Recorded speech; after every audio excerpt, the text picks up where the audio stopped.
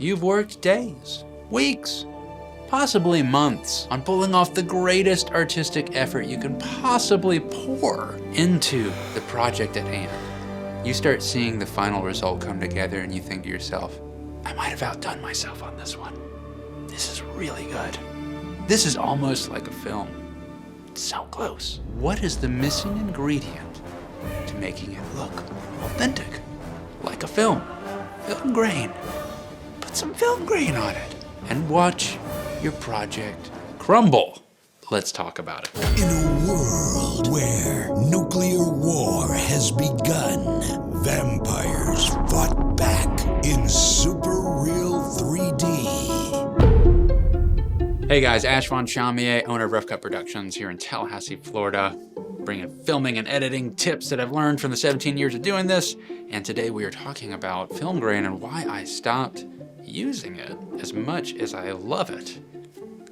Bittersweet relationship with film grain. Once you've uploaded a video to YouTube that has film grain on it, it kind of looks softer. It looks a bit muddier. Colors are kind of mushed together, and all that grain that had a beautiful texture to it kind of looks like a bunch of little macro blocking artifacts now.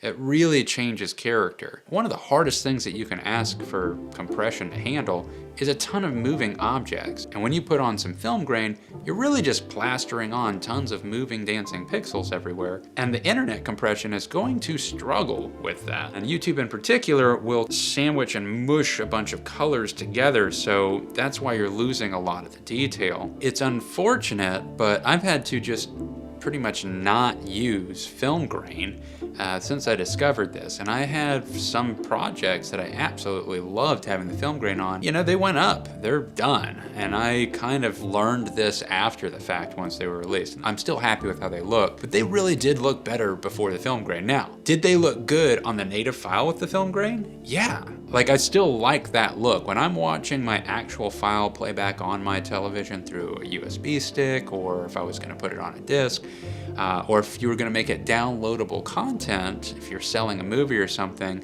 the film grain could still be implemented. You could still use it and it's still gonna look the way that you see it. But if it's gonna go through a streaming platform, that film grain is gonna kind of just turn to mush, and you're basically just putting a kind of like a coat of bad looking compression across your entire video. Now there is an argument that you can still use a touch of film grain. Like, you wanna use a finer grain, potentially gonna put it at a lower overlay opacity level, so it's going to be more subtle than potentially you wanted it to be. But you can try and do that and then test it out on YouTube and see if that's gonna work for you. But here's the thing about that.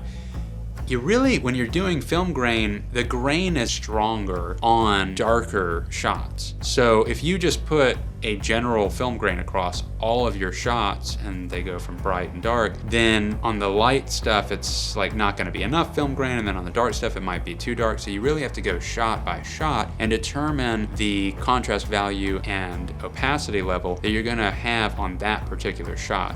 That is a very time-consuming process in itself. And this is something that you're potentially doing after you've spent all that time color grading each shot. But now, if you're gonna do that, you're also talking about potentially, if you really wanna do it well, like professionally, you're gonna be exporting sections and then uploading them to YouTube and then seeing if you found the right balance of film grain for those shots where it doesn't mud up the image, but it adds just a little bit of grain. We are talking about a major time suck here. So you're gonna have to assess the project and really determine for yourself, are you making enough money to do this? Is this really worth it? Because at the end of it, you're not even necessarily putting on as much grain as you want to be there anyway. You're just trying to balance this act of like having a little bit of grain. It's not as much as you want, but at least it's on there so it has some film grain. I mean, is that worth it? Maybe it is. If your project needs to be that absolutely perfect for YouTube, then go for it. But for me, the only time that it's gonna qualify for me to do that is if it's a shorter section of a video that just absolutely needs it, or if the end destination is going to be for other things where they can watch the actual file. Like if it's a downloadable file that people are gonna be watching on their devices, or if it's going to be an actual go on like a 4K Blu-ray, or if it's just going to be on USB flash drive that a band sells their music videos on their flash drive to, you know, at their shows or something like that. So there are times, but if it's only an in-destination reason, then what I would do is I would just put the film grain on the in-destination version, and then the version that goes up online, simply leave the film grain off. Because as you can kind of see in these examples that I'm putting, I personally think that it looks a lot more pristine to just not have the film grain on there. In this Moments video, as an example, just to mention it, that's actually HD footage that's been exported as 4K. And I do have another video on that. I just had released, and you might want to check that out. I'll put that up in the corner, but it's about always trying to upload HD as 4K.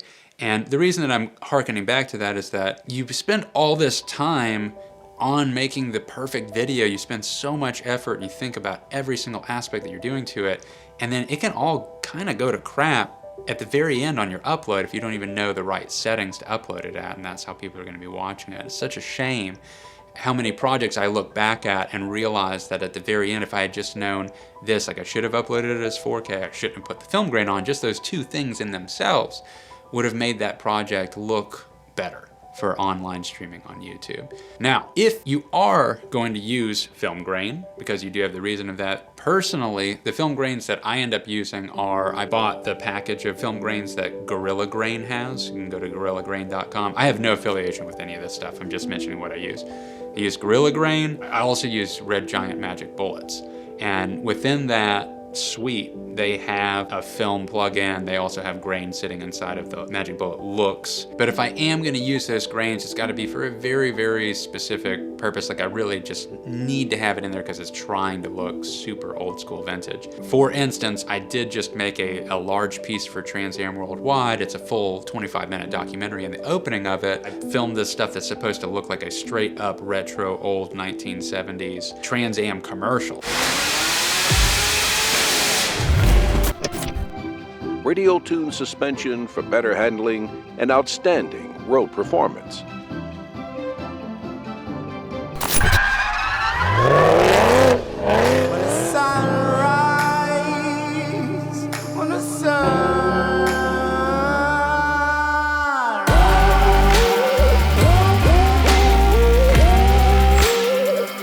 See your local dealer today and ask for a test drive in the all-new Trans Am.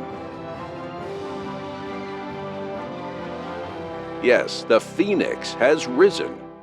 I mean, I even got a voice actor, and then I got his stuff and I beat it all up and finalized it so it sounded like it had all the cracks and pops in it. I needed that thing to be as authentic as possible, and in fact, one of the next videos that comes out is indeed going to be how I did that. So if you want to know exactly all the steps that I did to make this video look the way that you're seeing now, definitely keep your eye out for that video. You know, you can hit the subscription with the notification bell, and that way you'll be alerted when videos come out. But it was so authentic that in fact, the owners of Trans Am, when they watched it, because I watched it with them, I like to have my clients out to my residence and watch it on a large TV for their first viewing if they're local clients. They thought it was an old commercial. They were actually in their heads silently going through issues thinking that they were going to have to deal with copyright until they saw themselves, one of the owners saw themselves in the video and realized, oh, that's what we filmed. Wow, that I was totally fooled. I thought that was an actual 1970s commercial. So there are times to use it, but I keep it very, very minimal, and I've just been using it less and less and less. Take the time to second guess yourself if you're gonna put that film grain on right away. Do some tests and make sure that you really wanna have that on there, because at the end of the day, it may really kind of just squash your project. If you do want to follow along with more tips and tricks and stuff with editing and filming that I've learned over the last 17 years, by all means hit the subscribe button. You can hit the notification bell. If you've had different experiences with film grain, by all means, please do comment below, or if you have a different question about film grain. Like I said, if you're interested to know how to apply the film grain or the techniques that I use with it, I will be covering that in the very soon to be released video where I teach you how to do the entire spectrum of what I did to make the Gold Rush Trans Am 1970s looking commercial be a part of that documentary. So I'll go step by step on exactly how I executed making that look the way it does. The more subscribers I can get, guys, the more of these I can make. There's a lot of things that I want to go over the coming year, and I hope to catch you guys on the next one. So take care. Peace. Movie Voice.